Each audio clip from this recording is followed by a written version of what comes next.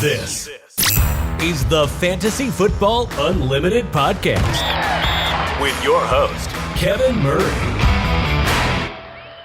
Welcome to the Fantasy Football Unlimited podcast. On this episode, we have an incredible guest. He is an award-winning analyst that is one of the most accurate rankers in the history of the fantasy football industry. Many consider him to be a leading pop culture expert when it comes to his takes on food, candy, pro wrestling, video games, and DuckTales. He's a senior fantasy analyst for The Athletic. It's all-in kid himself, Jake Ciely. Thanks for joining me, Jake. Thank you. It's one of those you hate the compliments kind of person. I was kind of like, okay, that's fine. But then when you said the DuckTales part, 100%, I'll ride that one. 100%. I love it. Hey, I mean, these are facts. These are facts, right? Darkwing Duck T-shirt on. So there you go. Look at that. Look at that. So, no, first of all, congratulations on the recent marriage. So happy for you. Exciting. Thank you. And it only took like 87 years. I know. I think the odds, if anybody hit that in Vegas, I'm pretty sure they could retire on that money. You got it done. No, but I do have to ask about the honeymoon destination. My wife, she really wants to go to that resort. We looked at it a bunch. I just need to know, like, first of all, how do they pronounce it? Is it Xcaret or is it Xcaret? How do they do it? Xcaret. So the X down there is the X down there is an ish. So if it's Cancun, Mexico, for everybody that's wondering, it's Xcaret. So they have a different like theme parks. So originally, I think it started with the Xcaret theme park itself, which is kind of like if you've ever been to like a Busch Gardens or something like that. It kind of feels like that. There's a lot of stuff all in one place, but it's the other parks that they have, and like they use the X on everything. Like instead of a Savage, you go to Shavage, which is just kind of. But anyway, I can't recommend it enough. If the timing of how our honeymoon fell kind of made us have to pivot. We were originally going to do Iceland and Italy, but because of my wife's ankle surgery, we had to kind of keep it more minimalized. The timing kind of was the price. If you go on there, search pricing days, if you're open, kind of look for a range because their dates change. Like their days change the pricing. Like one day it'll be like 700, one day it'll be 400, then one day it'll be like 1400. Like it's legitimately like it's all over the map. But I can't recommend it enough because they have the Xcaret Hotel. That's for families. Don't go there. Go to the Xcaret Arte. That's for adults. It is like I can't. The only way I can describe it is it almost feels like you're an island to yourself. Like this place is massive. If anybody saw the videos, I post them. But like we spent 4 days, 3 nights there, and I think it felt like we ran into like 20 other people. It was just like it's so much. We didn't finish exploring the place, and then all the parks are included where you can do like whitewater rafting. You can drive these go-karts and these like you rock climb carts or whatever you want to call them, kind of like mini. Big rigs. I don't even know what you call them, but there's like those were fun. There's zip lining. You can go through the caves. You can do snorkeling.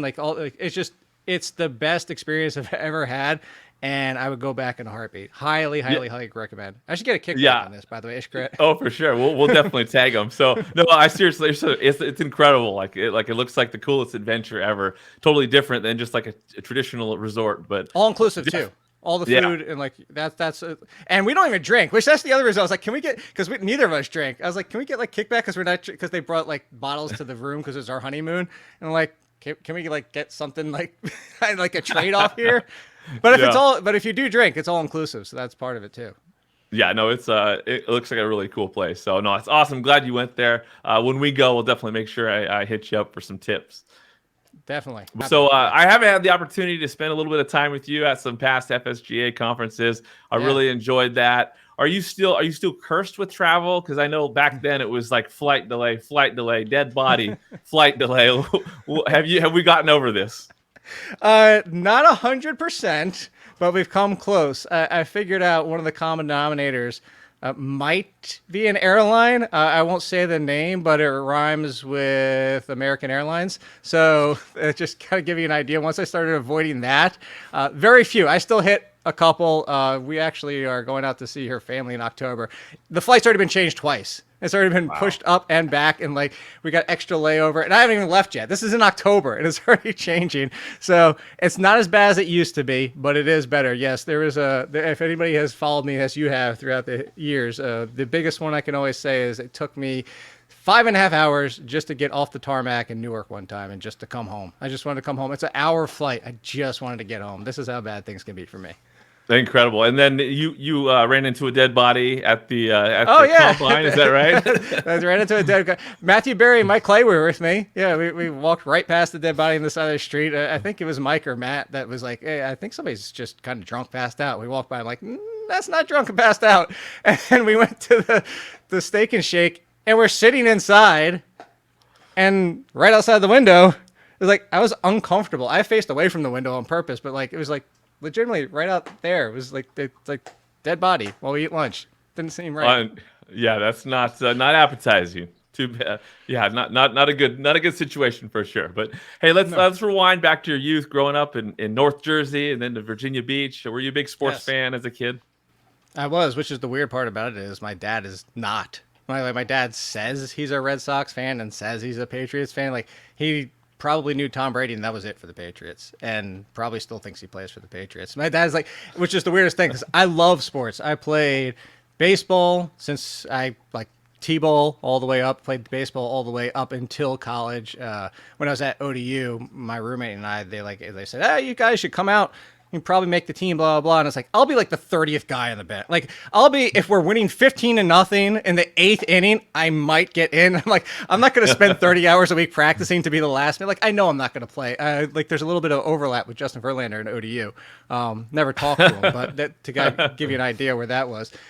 Played 1 year of football. That's it. Safety, because I'm not very good at looking over this shoulder, but I'm great at like this way. But it was only 1 year because my main focus was baseball. Played basketball through 10th grade, and then golf. Once I picked up golf, it was baseball and golf, and still today I play some softball and golf. But love sports. It's weird, and I love football obviously the most. And I still remember Giants winning Super Bowls, and I was too young to really remember the Mets winning the '86 World Series. So I don't really have a Mets World Series that like fresh in my mind, but yeah, it's crazy. My dad couldn't care less. My mom listens to all my podcasts and doesn't understand a thing I'm talking about, but absolutely love sports. It's been my life since I was a kid. That's awesome. So when did you first discover fantasy football and fantasy sports? College. I was in college. I think it was my freshman year in college. So around the knots, that kind of range. And I forget this. The site doesn't exist anymore. I always try to remember it. I actually used to really like the site that it was on, but it was like fantasy sports. And I don't remember how I came across it. Like nobody said, come to my league. Like it was just one of those things where I love sports so much. You just kind of stumbled across it back then and just started playing. I'm like, oh, wow, this is great. And just started playing with more people. This is back for Xbox playing online days, like the original, like when online was just happening. It was like, hey, we were playing the Xbox video game, football game. What the hell? Was it just NFL? No, it wasn't NFL football. It was the Xbox one. They had it for like 2 years. You know what I'm talking about, right? I totally do. Yeah. I actually played that one. And then I love it. Some of the guys that we created an online league, and there's like some of those I ended up playing fantasy football with. But that and then fantasy baseball back then, I used to play a lot more than I do. Like back then, I was like 50-50. Now I'm like 90-10 football. Yeah, baseball. Yeah. It's fun, but baseball is definitely time consuming for sure. When did you first start creating NFL fantasy? Fever. Yeah. That's what it calls. Okay. Sorry to cut you off. It just hit me. NFL Fever. Yep. I love it. Well, so when did you first start creating fantasy content? The funny thing is that was actually a suggestion by somebody else. So do you remember forums? I'm going way back in the, this is back with the times when you signed online. I was in a Giants forum. And we would just talk every single week. And I actually pitched in for some of their little game day HTML threads and stuff like that. But in the Giants forum, people would start asking like, oh, my fantasy team's got blah, blah. What do you guys think I should do? And I would just jump in like every single time because I wasn't trying to butt in, but like it was a forum, it was a community. So like I would keep answering questions. And this was now like the second year of the forum, like in the middle of the season. You can actually see on Blogspot, I started in the middle of the season. This dude was like, why aren't you doing this? I was like, what do you mean? It's like, dude, you obviously know what you're talking about. You're really good at this. What? You should be doing this. And I was like, you know what? You're right. So I went to Blogspot, and I think it's still in there. I think it's allinsportsblogspot.com or whatever, however way that works. And I started my articles over there, just writing articles, sharing it on the forums. I mean, back then there wasn't Twitter to share it on. Trying to get the word out and did my articles, and the funny thing is even back then, this is around the time that Matthew Berry was becoming huge, and I did hold them and fold them because I have the poker background, and people were like, "Oh, you're just trying to be like Matthew Berry," and I was like, "I don't know who Matthew Berry is," because I was just getting into it, and it's like because the love hate, so they were saying my hold 'em fold 'em was like his love hate, but. Anyway, that's how I got into it. Somebody else's suggestion. I don't even remember who you are, dude. If you happen to be randomly watching this, kudos to you because you were the one that said, "Why aren't you doing that?" Kicked off my my fantasy writing career. That's amazing. Yeah. So yeah, tell me about your journey. You know, when it came to when you first started get going up to the Athletic today. Yeah, so that's what I did. I did that for about 2.5 years. And I got to the point where like, let me try and do this for somebody else. And I printed out a bunch. Also, like email wasn't the best back then, but I printed out a bunch, put them in like the whole giant envelope and everything like that.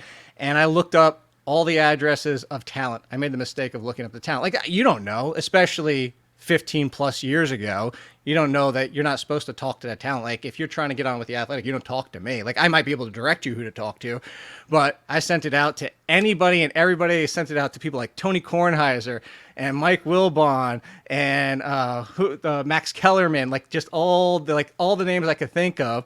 And of all of them, 2 people responded. The 2 people that responded was Mike Greenberg called me and talked to me for about 5 minutes. Super helpful, super nice, really nice guy when I talked to him.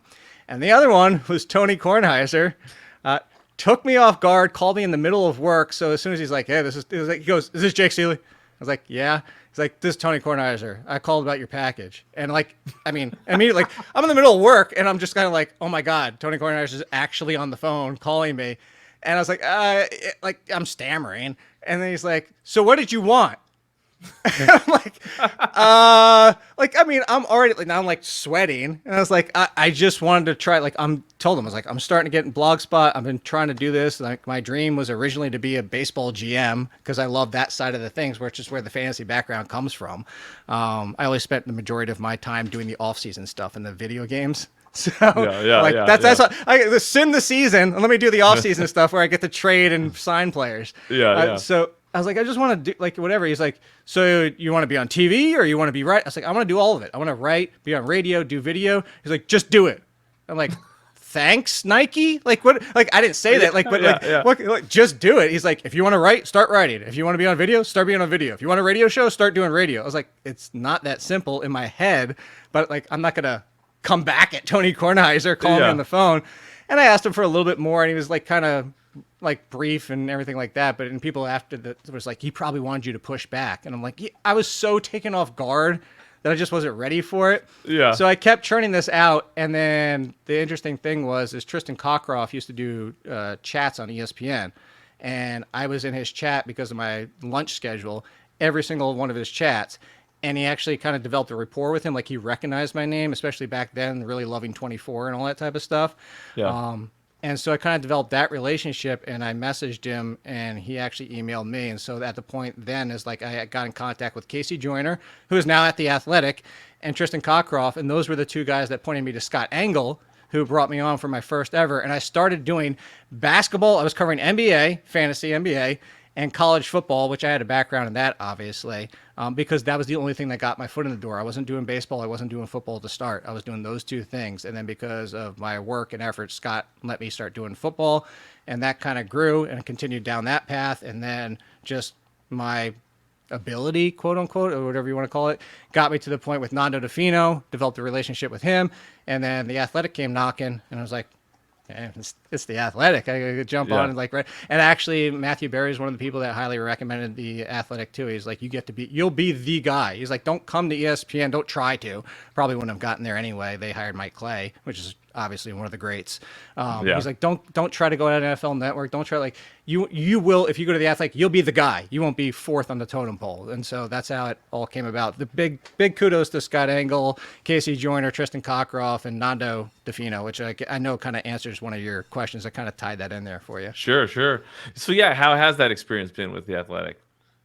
Amazing. Honestly, it's we talk about it in the industry. We joke like 70-hour work weeks during the season, and like it's tongue-in-cheek complaining. This is a dream job. I'm not gonna pretend otherwise. I'm not gonna be like, if you get here, understand like it's a tough grind. Like, yeah, the football season's 70 hours of work. Like the only time I have off is half the day on Saturday, and just because I have to stay in tune, and half the day on Friday, just because those are the times I can get a little away from it. Otherwise, you know how it is. It's morning till night. I tell everybody Monday and Tuesdays are the worst for me. I legitimately wake up, start working, break for lunch and dinners, take care of the dogs, stuff like that, exercise, and then I go to bed at midnight, and that's Monday and Tuesday. Like, I'm not exaggerating.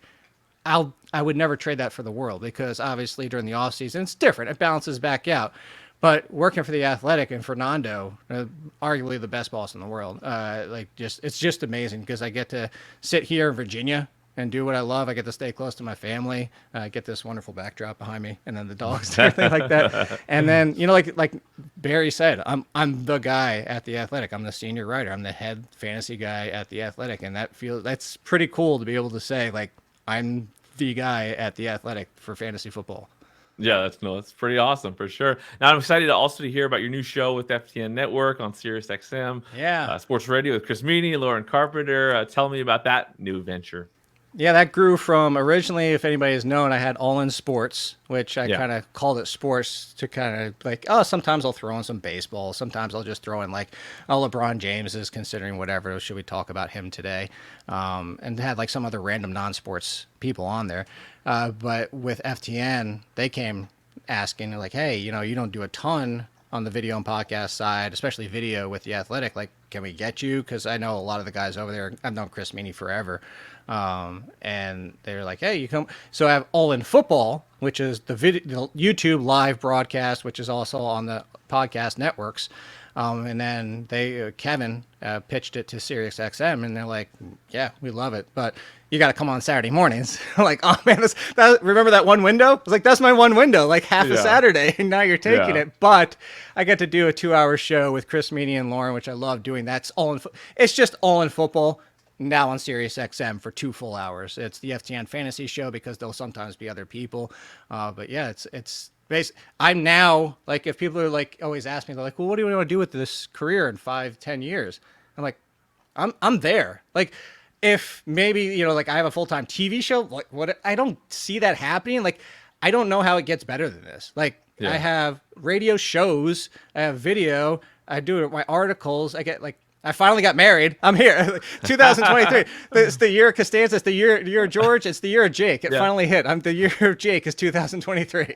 Well, congratulations on all that for everybody that's rooted you on for years. Yeah, no, I think it's awesome. That's really cool. Let's dive into some rapid fire questions. I'll just throw out a question. You give me, whatever comes to mind. Okay. So, what do you love most about fantasy sports? Oh, it's the fact that it's ever changing. So I had a desk job out of college, a couple desk jobs. I was like a marketing manager and stuff like that. I get bored with redundancy, like routines, tedious stuff like that. I love that fantasy sport, like sports. Every day is new. Like, no matter how good you are at predicting it, or no matter how much you think you know what's going to happen, or how good a team is playing the worst team in the league, like, it's just always changing. It's always different. It's always something new, and it keeps you on your toes, and it's never the same. And then I think, like, the fantasy side of it is that you get that, what I wanted to be. I wanted to be like a GM. I didn't want to be the one playing. I wanted to be the one in control. So you get the mix of being in control. But I just love the fact that it's always something new every single day. That's awesome. Great answer. Where did the nickname All In Kid come from? Poker. So I was playing with my buddies. They had a radio show, but it was a alternative rock radio show. I was interning as promotions back with them, and I met them, and they're like, you like poker? They're Giants fans, they're Mets fans. Actually, one of them was a Yankees fan. Rangers and hockey, so like a lot of the overlap, but especially the Giants. I started playing poker with them, and this was when I was new to poker. Actually, poker and fantasy came about for my life around the same time. And I was new, and what do you think? Like, you've never played Hold'em before, unlimited, or no limit Hold'em. You're like, oh, if I have a big hand, all in. If I'm bluffing, all in. So the first tournament we played, I was like all in a lot, and they're big on nicknames. And the guy his nickname was Don Ho-Hos. So I went all in, and he goes, damn, all in, kid. And then boom, just stuck from there. It was the all in kid for eternity at that point. Here we are. I love it. I love it. Why do you want to ban kickers so much in fantasy football? Because they're worthless. Because I've won an industry fantasy league without everybody else had kickers. I took a 0 in that spot all the way, including the championship game, and won the league. That just proves the ridiculousness of kickers. But also, it stems from the late, great, I call him great, Rob Baronis with the 7 field goal game. And I was, in one of my many leagues, lost to that just because he happened to get whatever it was, 28, 30 points this week. And like at that point, I was like, this just proves how stupid it is. We're done. We're done playing with kickers in my home league. And that was, like, if anybody wants to look up what that game and year was, I don't even remember at this point, but that's where it came from. And it's just been ban kickers ever since, including the t-shirts, which, you know, you can get at RotoWare. Like RotoWare supplies them now, so I don't have to try and hold them on hand back. I still have mine. I don't know if you can, oh no, it's blocked by this thing. It's down there. I still have my original down there. I love it. Yeah, no, I'm on team ban kickers as well. So, so where did the check the link come from? That actually came from Corey Parson, if anybody knows him, because you mentioned the rankings and the accuracy. So every single week, you know how we do in fantasy football. It's like, here's rankings. This is the rankings for the week. And then people would still call into shows or ask me on Twitter, be like, who would you play, blank or blank? And I'm like, it's you have the rankings right in front of you. Now, I mean, like at the same position. I wouldn't, say, should I play Drake London or Tyler Algier last year or even this year or something like that. Yeah. It's like it's single position. Like, should I play Aaron Jones or Tyler Algier? And I was like, the rankings are right in front of you. You have the answer.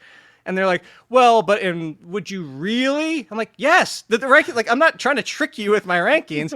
And Corey was like, you should just tell him to check the link. He did it on the show live one time. And then that's another one that just stuck with like the All In Kid. And it's like, hashtag check the link. Plus, I'm huge into video games, as people know, especially 90s kid. And I have a check the link t-shirt somewhere else too, or whatever. I would end up coming with check the link. And if anybody's ever seen that Twitter graphic that I used to have, that Avi before this fan actually drew me as Link. So that's where check the link came from. That's cool. That's cool. Tell me about flex leagues. Oh, yeah, the flex leagues. Fantasy leagues of experts, which I know we all hate that word in the industry, but Dave Ganos came up with that name. I love that name because it's kind of fun. It's just flex. It's cool. And he originally wanted to use it over all sports, all the fantasy leagues of experts. But he came up with the name. This actually came about when I was working for football.com briefly. The greatest URL in the history of football, and they wasted it. They focused on soccer and kind of left I was working with JJ Zachariason, did some stuff for me back then, Denny Carter, and a few other people that are like really don't do stuff anymore. But I was leading football.com over there, and they just kind of let it die and didn't really do anything with it. But one of the things I did back then was, I don't know, this is maybe 10 years ago now, maybe even longer. No, because Flex Leagues has been over 10 years. Anyway, point being, I did kind of what Fantasy Pros has done, but in a different way. I reached out to about 15, 20 fantasy experts, and I said, give me your top 100. I'm going to combine them into our top 100, release them 5 times in groups of 20s, and you give me your favorite, most overvalued, or most undervalued. So it's kind of like everybody combined ours, and then they gave opinions, and I turned it into a 5-piece article series. And at the end of it, Jamie Eisenberg from CBS, great guy, by the way, also has helped. He said, we should kind of get a league together with all these people. Like, you already have all their contacts. We've been talking to them for almost 2 months. And I was like, well, let's do it like an industry league. I've been wanting to do this forever. There's tout wars for baseball. There's labor for baseball. Why don't we have a fantasy football industry bragging rights league? Not to mention, you get together. And that's the biggest part about it. I was like, yeah, we can brag. We get the belts from Trophy Smack. It's a lot of fun. We're going to be up in New York the first weekend of August, like we always are, to kick off the draft season. But it's more the fact, like, you don't get the, like, I saw you at the conference. Like, outside of that, I haven't seen you since before COVID. Like, and this is like one of those things. It's like we get together and like people you've never met before, but you've interacted with online or on Twitter or on X or whatever the heck we're calling it now. But that's the biggest thing. It's just kind of get together every single year, but also for everybody who watches us to see what we would really do with our teams in real life. Yeah, that's really cool. So what is, obviously that's kind of like a home league experience. Are there other home league experiences you've had that really stand out in your experience playing the game? The funny thing is the biggest experience that I can think of. So I have a home league that's been going on forever. It's auction league, super flex. If everybody's seen the recommendations I put for fantasy scoring, that's our home league. That's just because I think it's kind of been years of working with things to kind of come out with like our quote unquote best. But the 1 year in the home league, and this is why I bring up auctions all the time, is because you know how much strategy there is in auctions versus snake. And my buddy, who always argues he knows more than me, he was the one that told me about Odell Beckham. I'm like, dude, I'm a Giants fan, and like I cover college football coming in. Like, I knew who Odell Beckham was. You didn't know him if I didn't tell. Like, okay, buddy, but I love it. It's that camaraderie. It's the art, you know, those little digs and stuff like that. But anyway, because of that, I got him back. So he was like high on Tavon Austin, but he like the hype that year that everybody was like Tavon was coming off that like 500 and 500 season or whatever it was.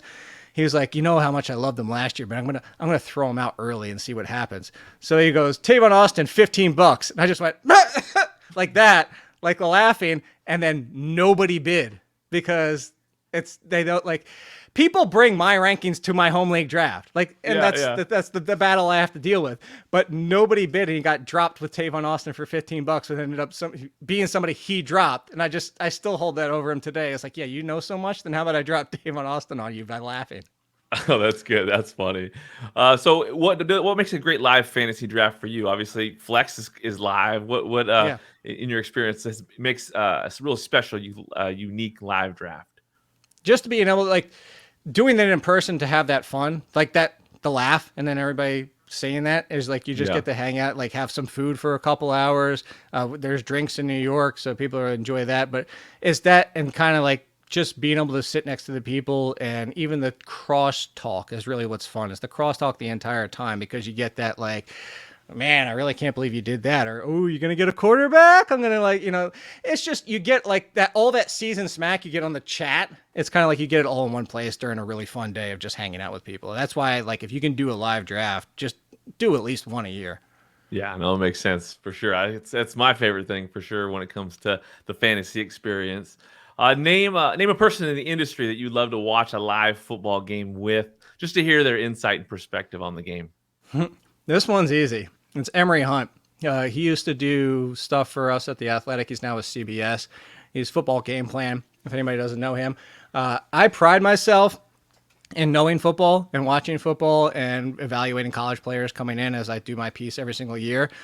I will say when it comes to college and evaluations of talent, pure football talent players, I can't hold a candle to him. Like, he dwarfs my knowledge. If anybody doesn't know, his Football Game Plan book last year, over 1,000 players. 1,000. That's not over 1,000. There are people that are in the XFL and USFL. He's like, I had this opinion of him when he came out of college, and it's like to be able to just sit there and listen how he watches it. Like, I've gone through the years and sat there and been like, this is what I see. Do you see the same thing, to make sure I'm not crazy if it's like a differing opinion that like the consensus seems to have.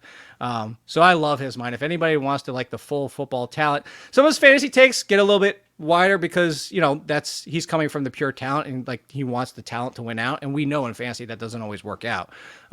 But when it comes to a pure talent, I mean, like he goes back, he called the Sony Michel injury because he's like, if you watch how he runs, he stomps his feet too hard on the ground. He's going to have knee problems. He called the knee problems 3 years before they happened. Like I could watch game after game with him just to listen to him. That's a great answer. I love it. Name two people that you would love to tailgate with before a game. Just have a good time. See, this is completely different. I scanned real quickly through the questions because I didn't want to like rapid fire. I don't want to like look through them too hard. But like, I want non-football people to hang out with it. Like, I want to laugh and just have some fun. But the funny thing is, I came back to one. I've known D'Angelo Williams through online playing video games, and he's just a funny dude. And he's just so fun to hang out. We play Fall Guys. He's just so much fun to hang out. So I get my football side with him, and then somebody I've known since very beginning of like early in his career. He now dwarfs my success because he's huge. He has like 1 million followers at this point, like on the Twitters and YouTube, is Ryan George. He does the pitch meetings. If anybody's ever seen him, pitch meetings on YouTube, does the videos. He's hilarious. He pitches the meeting to himself. He plays the writer and the producer guy. And he's just fun. He's actually going to help us out at The Athletic possibly with something. So stay tuned if that actually happens. A kind of a fun piece. But he's just hilarious. And he's one of those people that that's not his persona like online. It's like it's fake, and then you meet him in person, and he's just like whatever. He's a jerk, or like he is legitimately what you see on his YouTube videos in person. Because I've had him on a podcast. He's just fun to talk with for the like. So I get so many laughs. I'll just be able to hang out with those two dudes if I could ever make it happen. Well, yeah, D'Angelo's hilarious. That I remember Yeah. your podcast with him was so much fun. I didn't miss an episode of that. That was good. I know. I forget. Do you remember the faucet fire hydrant? Like he was making something trying to compare about my dating life at the time, and I don't even remember man, what it was at this time. he would give it to you. I loved it. Yeah. So good, so good. Now, can you remember whose content you consumed? When you're before getting in the fantasy industry, when you were just playing the game. I'd say the most was actually Tristan's, mostly because he had that chat. But I'd say outside of Tristan Cockcroft, it wasn't a lot, and it's still that way, but for a different reason. But for back then, like it was just, I was starting, and I didn't want what somebody actually said happened. Like they're like, "Oh, you're trying to be Matthew Berry." Like I just wanted to be me. So I would do my stuff, and then occasionally like read Tristan because I respected his opinion. And I actually came across Scott Angle at one time, just kind of like scouring through. But I never did too much because, like I said, I didn't want it to like cloud my even now today. So now, what I'm gonna say now, it's similar but different. It's like one is the time. Like there's very little time. And the way I always compare it to everybody, like people will ask me that a lot too, is like, what podcast do you listen to now? I say barely any. And it's not because I'm trying to be a jerk. Like I wish I could listen to a bunch of, look at my followers, like my 400 plus followers. I wish I could listen to all and read all their work.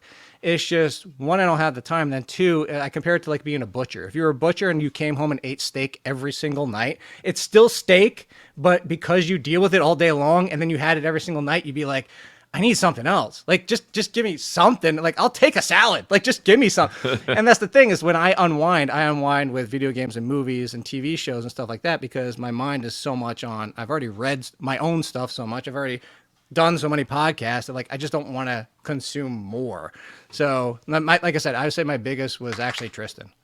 That's cool. No, that's good. Great guy for sure. Yes. What has been your most difficult challenge thus far in the fantasy industry? Trying to remember, even as I say this, it's going to sound condescending. And I think that's part of it. It's like not to be condescending, not to come across, but as I say, is trying to remember that, my career and my path doesn't mean that somebody reading me right now isn't new to me and new to the game. It's like, I think that fantasy community kind of gets hung up on that a little bit too much too. And I'll get reminders every so often because they'll be in the comments and I'm like, I don't know what this means. What does that acronym mean you just threw in there? Like, and he's trying to remember that, like, hey, not everybody plays in a 12 team, 3 wide receivers, half point PPR, full point, like whatever it was. There's people still playing 2 wide receivers, still playing non PPR, still don't know what the hell Superflex is, like all that type of stuff, like show up for their one work league every single year. And it's just trying to remember, like, we still have to pay attention to the casual. Like, and like, again, that's not supposed to be condescending or sound disrespectful. It's just that not everybody's as invested as us who consume it daily, all the time. A lot of these people check in once or maybe twice, Thursday and Sunday, and that's it. That's good. Name a few people that had a massive impact on you. I know you've obviously touched on several people, yeah, but these people have obviously influenced you quite a bit. How would you describe their impact? And I'd say the biggest outside, like, well, Tristan got me the job, or helped me get the job. And then, of course, Scott was very directional and like advice and stuff like that. But it comes back to Nando DeFino. It's like, if anybody out there is trying to like make connections, like he's the best. You know how good he like. Nando will always be your friend. Will always look out for you. Will always help you. And he's been instrumental along every step of the way. Advice, but also a friend. He was at my wedding. Like he's somebody that's. It's very rare that like you can call a boss a friend and a friend a boss like at the same time and have that dynamic and not have the two cause problems. And I've never met that dynamic. And he always challenges me to think differently. Like, have you thought about doing blank for an article? And I'm like, why? That doesn't make any sense in my mind. And then he like explains it like, wow, that's like really kind of stretch and don't be the same old. So I say Nando 100%. But outside that, Dave Ganos, to go back to him, who's now technically retired. I put that in quotes because he kind of stepped away from fantasy, but he used to be with CBS way back in the day and also actually overlapped with Scott Angle. He used to do this article where he would just tweet like, hey, these are accounts you should be following in the fantasy world. And he always pointed that out. And like, so he was big in trying to get my name out there when I first started, along with Bob Harris of the Football Diehards. I call him, everybody knows Bob Harris. He's the godfather of fantasy football. football. That's what I call them. It's like, there's Mount Rushmores and there's like other things you might want to say. And Matthew Berry is like the king or whatever you want to. But like, if you talk about like that godfathery kind of like, I got you. I'm looking at like and he's such a nice guy. Like the nicest. Him and Nando might be the two nicest people on the earth. But like he's one that like he just tells you how much he appreciates you every time you come on the podcast, and he's always trying to get your name out there if you do work or help them out. So those would be my big three. I love it. How's Barkley doing? She's doing her teeth thing real quick. Like everybody's ever seen a pit. This is always weird me out. They like do this thing where they put a pillow like in their mouth and they just sit there and they do this thing with their paw. It's the cutest thing in the world, but it's to like relax their jaw or something. I guess because of their muscles. But she's doing great. Ever since we got Coda, which is Nicole's daughter's dog, I kind of got a full package deal. Everybody always knows out there. I was like, you know what? I waited this long. I've never been married. I don't have any kids. Like I'm going to start off with like nobody. I don't want anybody who's been divorced or has kids or like I got the full package. God looked at me and was like, nope. You think you know what you want? I got the perfect person. It's everything you didn't think you wanted. Like Nicole's been divorced. She has a daughter that's 18 years old. She came with the dog, which Coda's a great dog. So they're great friends now. You mentioned it. You saw my post on Instagram. Like she was always a super happy dog and super energetic, but now that she has a friend every single day to play with, she's even better. She's the best. That's awesome. What advice do you have for aspiring fantasy sports analysts that are looking to get more involved in the industry? This is always a great question, and there's so many ways to answer it. So like I just like kind of give mine. I know a lot of people out there, and I wish I could 100% agree is like don't do anything for free. I've seen that a lot. I don't 100% agree with that. Just because I don't think it's possible if you really want to make this happen. I wish and hope every single person out there could walk into this industry and be like, at least give me $50 for my article, like at least something. But I don't think it's possible, and that's coming from somebody who did it for free for 5 years. 5 years. I don't want anybody to go through that. And like, I could have given up. There was actually a point, I had a deli that's come up in other talks with everything like that, and that went bankrupt. And that was the day where I said, I need to start getting paid full time, or I need to find a new industry. Like I need to go back to the business world, quote unquote. But I say like, it's a tough road to break into. So be ready for that. Like if you really truly want to make this dream happen, and it's funny because I go back to the God thing. Like I prayed at nights and I was like, if I could just have $100,000 so I could just go to ESPN and be like, I'm just going to come work here for free so I could get in the door. And it kind of like I didn't have $100,000, but it kind of happened where I was working for free just to get my foot in the door. Hopefully that's not true for you. And the way to make it possibly not true, this is my biggest recommendation that I just wanted to put out there. My biggest recommendation is what I just mentioned about Nando and Tristan and Jamie and Ghana. Like, make connections. You made a lot of connections. There's a lot of people who showed up at FSGA events, and paid their own way just to be there and talk to people in the industry and no-name people. Jay Felicio used to be a podcast and video listener to my show, is now coming on to work at The Athletic. I just spoiled that for everybody. There's going to be an announcement later.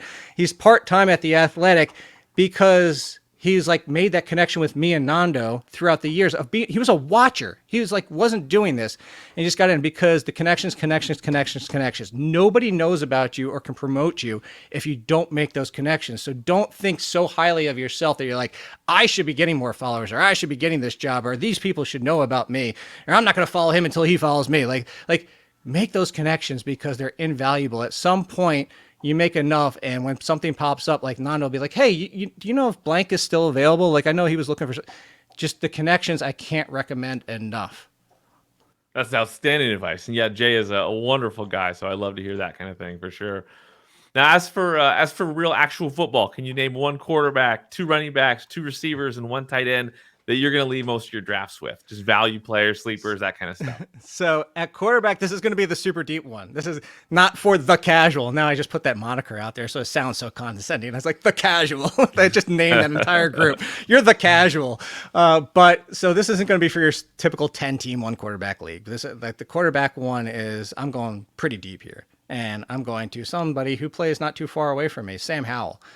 I said Sam Howell has a lot of Ben Roethlisberger similarities coming out of college. Do I think he's going to go throw for 4,800 yards and 35? No, but there's a lot of similarities, and I like the fact that he brings some rushing to his game, who could have kind of Daniel Jones, maybe 505, maybe not 707, but add that rushing. And I think that he getting the chance is, especially with those weapons around him, If he finishes a top 15, and I think he finishes top 10, and that's probably a long shot, let's be honest. But finishing top 15 would not shock me. So if I get past the guys, if I get past even Anthony Richardson, and now I'm down in the muck of like a Derek Carr or a Jimmy Garoppolo, I'm just going to take a flyer on Sam Howell because I know where those guys are going to finish. They're going to finish like 15, 16, 17, 18. Sam Howell could finish top 15, even push for QB1 as a surprise. Could I drop him by week 4? Sure. Could he be out of a job by week 4? Sure. But I'd rather take that shot on somebody finishing as a QB1 than just knowing I'm getting QB 18. I think that'll make Matthew very happy for sure if Sam Howell is successful. Oh, because watching the Commanders? Yeah, for sure. Oh, but yeah, no, throw out a couple running backs, a couple of wide receivers. Yeah. Running backs people should know is J.K. Dobbins. I'm a huge J.K. Dobbins fan, always have been. I think people forgot because of how frustrating it's been to have him in fantasy, how good he was when he was healthy down the stretch, including the playoff game last year. Talking about like around 7 yards a carry, like just dominant. And we're talking about Monken opening up the game and passing more, which is maybe, hey, look, maybe he can get more than 0 or 1 receptions per week. But even if not, is what I'm going to say. So let's not forget Mark Ingram at 202 rushing attempts and what he got. And he was an RB1. He did have some in the passing game, but you play with Lamar Jackson, that's just so much touchdown equity for the lead running back. So huge on Dobbins. I'm thinking of Flyer and Khalil Herbert. I know a lot of people are interested in Rashawn Johnson. They talk about pass blocking. Herbert's not as bad as people make him out to be. Deonta Foreman was actually second worst in the entire league last year. So Foreman's more of a threat if he gets hurt to Rashawn Johnson, like mixing in, but not. He's always going to be the second option. I think as right now, my pecking order would be Herbert, then Johnson, and then Foreman because they like the shiny new toy. You know how it is. They get trapped into the shiny new toy rookies and stuff like that. And we hear about Rashawn Johnson's pass blocking. And they're true. But let's not forget, even with struggling pass blocking for Khalil Herbert, he was an RB1 multiple weeks filling in for David Montgomery. So the fact that you're getting him at a discount is like an RB4 right now, I'm going to take it all day long. Wide receiver, going back to the Commanders, Jahan Dotson. If he finishes in front of Tyler McLaurin this year, I would not be shocked. Love me some Jahan Dotson, and I love the fit with Sam Howell. If not him, or in addition to him, I would say, because you can get both, I think Elijah Moore can rebound with the Cleveland Browns. That seems to be a popular one too, and this goes back to talent. We saw the talent 2 years ago, and something happened last year. He was disgruntled. Zach Wilson was a part of it a lot with the quarterback play in general. I think he can get back, and that's going to be 2 years now in a row that the Browns have stolen somebody, Amari Cooper and now Elijah Moore, for pretty much nothing in a trade. So I like some Elijah Moore. And then I'll give you my tight end is the number 2 for a Super Bowl winning team within just the past 2 years, with Stafford now back. Granted, we're hoping Stafford makes it through the season. We're hoping Stafford's what he used to be, even 90% of what he used to be. But what's changed with the receiving core for the Rams? Nothing. Higbee's still the number 2. He's still the number 2 to Cooper Kupp. Allen Robinson's gone. Allen Robinson was a failed experiment with them, everybody thought would be the number 2 last year. And now you're talking about Van Jefferson. We've played this game before. He's kind of like that Mike Wallace type. He's truly a 3. I like Puka Nacua, but he's a deep rookie that we're talking future years for. And then, Tutu Atwell in the right, no. Higbee's going to get 110 targets. And everybody's talking about all the rest, like the Komets and stuff like that. Higbee is going outside of tight end 1 range, and I'll just take the guaranteed targets from Stafford. Granted, I'm hoping Stafford makes it through the season, though. Yeah, for sure. That's the thing you gotta count on there. But yeah, no, obviously great advice on all those guys, all players that you can get in any draft you want. You just gotta go take them. I love it. So Jake, share with us what your content schedule is like coming up in 2023. Where can people find your work? And is there anything we haven't covered before we close things out here? Let me reiterate band kickers, please. Yeah, you can find me at The Athletic. Obviously, I tweet out, or do I X out everything? I don't know. Do we call it Xing out now? I have no idea. So on the Twitter or X machine, whatever you want to call it, I do put out all the links. But yeah, that's where the stuff where right now with their draft kit is live. My biggest thing that I always try to push every year, I started this a few years ago, is that you can sit here and everybody wants to know my process. And so a couple of years ago, I came out with my customizable projections. So I go in there and I spend months every single offseason. I go through to come out with yards per carry, expected, yards per reception percentage, all that type of stuff. And then I put in the team target shares and rushing shares and all that type of stuff. You can go in there and be like, no, Jake, you're dumb. Khalil Herbert's going to be 3. Rashawn Johnson's going to get 50% of the carries. And if you do that, boom, boom, boom, it rejiggers all of it, and then you see the new rankings with the new projections that come out. So like you can legitimately say, I agree with you on 80% of the stuff, Jake, but this is where I think you're stupid, which is fair. None of us are ever going to be 100% wrong. Everybody still called me stupid for Cam Akers last year. So you can go in there and rejigger all of that and kind of mess with it. And I think it's one of the best tools out there is to play with. So that's at the Athletic podcast schedule. Keeps changing. Right now, put it this way. Watching this today, it's Monday and Wednesday on the YouTube channel, on FTN, the SiriusXM show, as you mentioned, and then sometimes the Athletic show. During the season, I can tell you this. I'll be on multiple things somewhere, somehow, Monday, Tuesday, Wednesday, Thursday. Somewhere you can find me, and it'll be X tweeted out or whatever you want to call it. Right on. Well, yeah, there it is. Definitely one of the best in the business. He's done it for a long time, and I highly recommend following Jake and finding his content wherever you can find it. So as for that, thank you so much for joining me, Jake, on this episode. I cannot wait to see what's next for you in 2023. And thanks so much. Thank you for listening to the Fantasy Football Unlimited podcast. Until next time, be sure to follow and subscribe to all of FFU's social media accounts for daily content.